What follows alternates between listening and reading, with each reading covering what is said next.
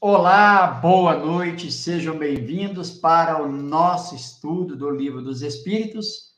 Nós estamos caminhando devagarzinho, sem muita pressa, porque o interessante é que a gente se aprofunde o máximo, né? Mas tentando ser o mais claro possível aqui.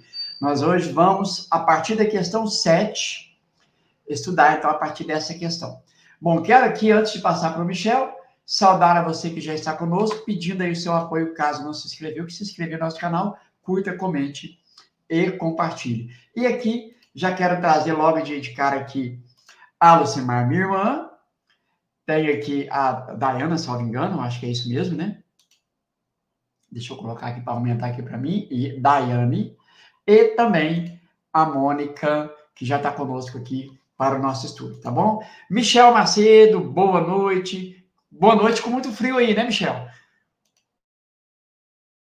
Boa noite, Lauro. Boa noite a todos e todas aí que nos acompanham.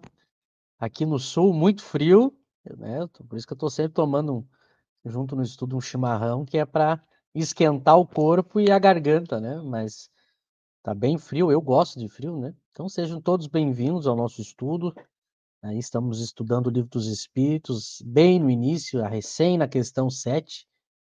Vamos hoje seguir com essa discussão sobre a prova da existência de Deus e conto com todos para curtirem, compartilharem e também participarem, mandarem questões. É muito importante as questões, as dúvidas, porque pelas dúvidas também ajuda a gente a abordar pontos que às vezes a gente esquece de abordar. Então é importante que as pessoas participem sem medo, sem vergonha, sem nenhuma timidez, porque isso com certeza contribui. É isso aí, a participação de todos é sempre bem-vinda. Michel, então você já quer que compartilhe? Você quer fazer alguma preliminar aí? Não, pode ser, vamos partir da 7, lembrando, então, que a gente está vendo o capítulo é Deus, e agora a gente está vendo as questões que tratam da prova da existência de Deus. Então, a gente viu na questão 4, 5 e 6, Kardec tratando de 2 pontos sobre a prova da existência de Deus. O primeiro ponto é o uso da razão para chegar à crença em Deus. Então, eu uso a razão, usando o princípio de causa e efeito, eu olho para o efeito e busco a causa, né? Então, o primeiro elemento aí para a gente chegar à crença em Deus é a razão. Depois ele aborda na questão número 5 e 6, um outro ponto muito interessante para a crença, para a prova da crença da existência de Deus, que é a ideia inata, o sentimento íntimo que o espírito traz da crença em Deus.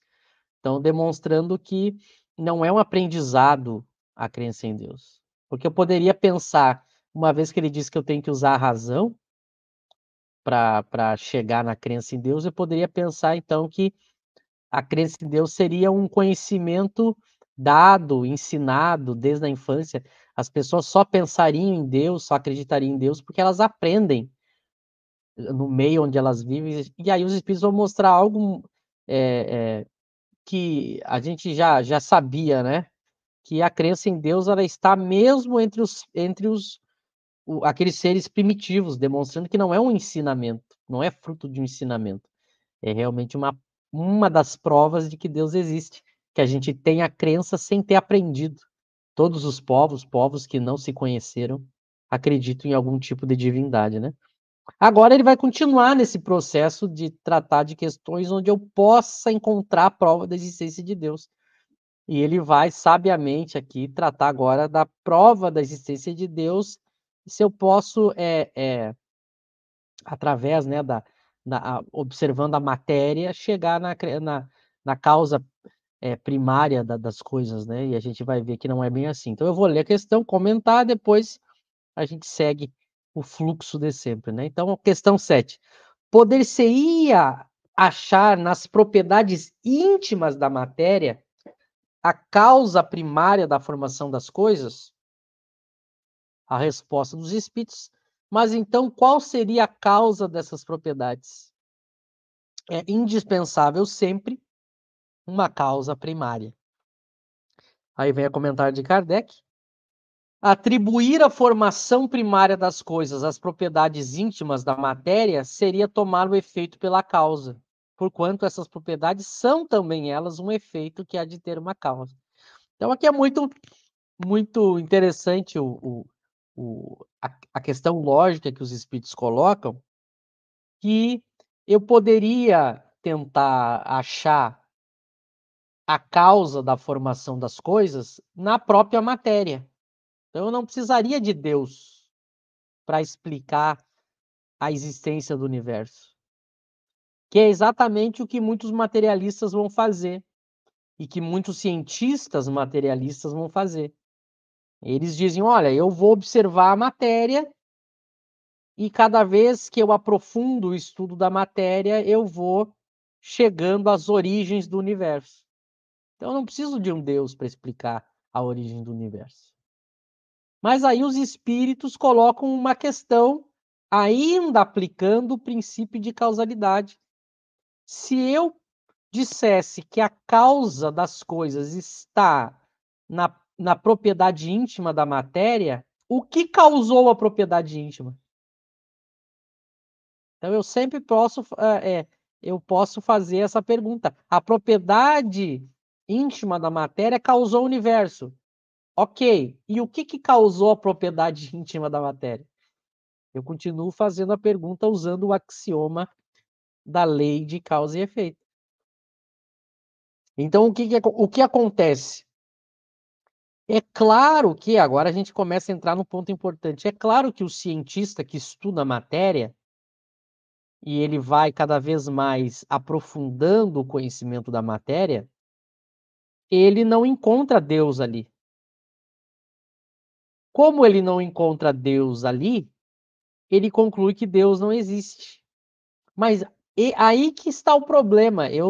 Eu posso ser um estudioso da matéria e mesmo assim acreditar filosoficamente que Deus existe. Então não é obrigação do cientista, não é algo obrigatório do cientista que estuda a matéria ser materialista. Isso às vezes é uma confusão que as pessoas fazem. O materialismo, ele não tem necessariamente uma ligação com o estudioso da matéria. O cientista que escolhe, uma vez que ele não vê Deus nos estudos dele, ele pode concluir erradamente, a gente vai ver isso, ele vai concluir erradamente, bom, eu estudo a matéria, cada vez que o ser humano aprofunda o estudo da matéria, ele vai percebendo que o que explica o universo são leis materiais, então eu não preciso de Deus. Mas eu posso estudar as leis da matéria e entender e acreditar filosoficamente num Deus, não tem nenhum problema. Basta a gente entender que é óbvio que estudando a matéria eu não encontro Deus. Mas o que causou a matéria? Então ele, por ter esse questionamento, ele pode acreditar em Deus. Então o que um cientista deveria fazer? Ele diz o seguinte: eu estudo a matéria e eu vou aprofundando o estudo da matéria para entender o universo material. Mas eu creio em Deus não por causa desse meu estudo da matéria, porque Deus ele não está nesses estudos, mas porque essa matéria que eu estudo, ela tem que ter uma causa, e essa causa é Deus. Então uma coisa não entra em conflito com a outra. Então o cientista ele é materialista por opção, não por obrigação. Porque eu posso ser um estudioso da matéria e não ser materialista e acreditar em Deus. Só que o que vai me levar à crença em Deus é óbvio que não são os meus estudos da matéria. E o cientista está correto. Às vezes as pessoas também